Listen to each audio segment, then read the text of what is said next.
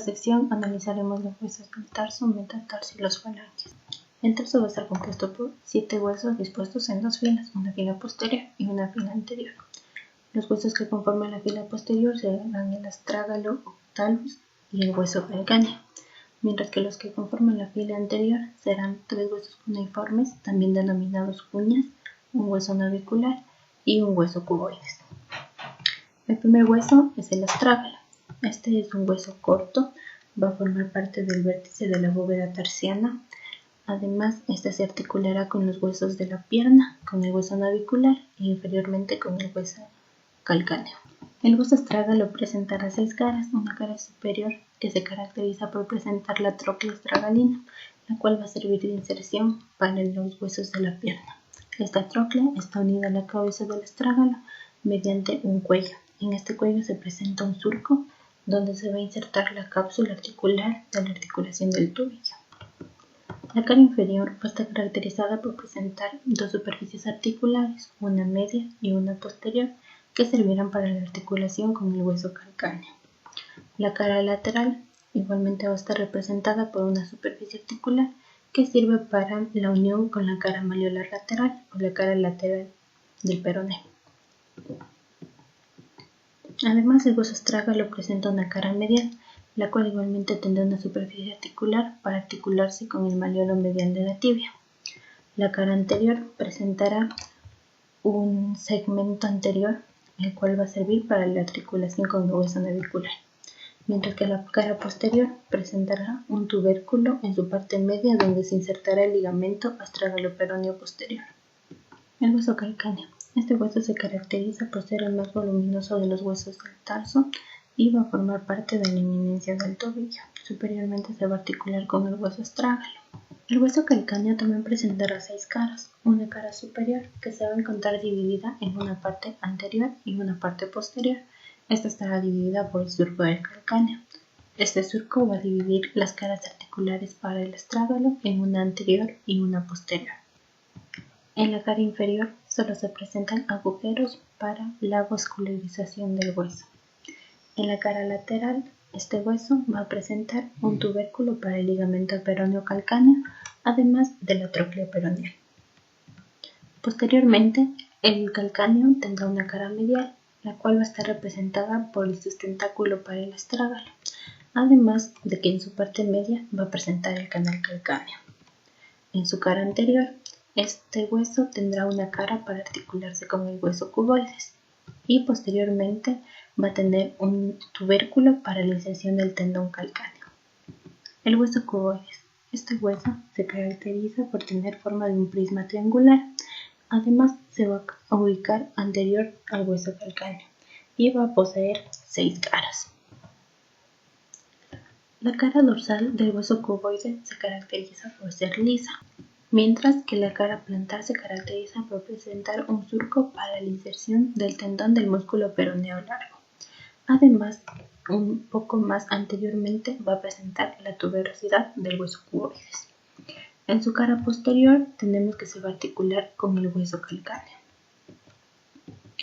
Además, en su base y en su cara anterior se puede decir que en la cara anterior va a presentar 2 caras articulares que van a estar separadas por una cresta, y estas de aquí se van a articular con los huesos metatarsianos cuarto y quinto, mientras que su base se va a articular con el hueso cuneiforme en su parte media y posteriormente se articula con el hueso navicular. Su cara lateral o borde lateral va a estar compuesto por un surco para el tendón del músculo peroneo largo. El hueso navicular. Este hueso se caracteriza por tener forma de una pequeña barca. Se va a situar en la parte anterior al astrágalo y posteriormente a los huesos cuneiformes. En su cara anterior va a presentar 3 superficies articulares para el primer, segundo y tercer hueso cuneiforme, mientras que su cara posterior va a presentar una superficie articular para el hueso astrágalo o talus. Bordes y extremos.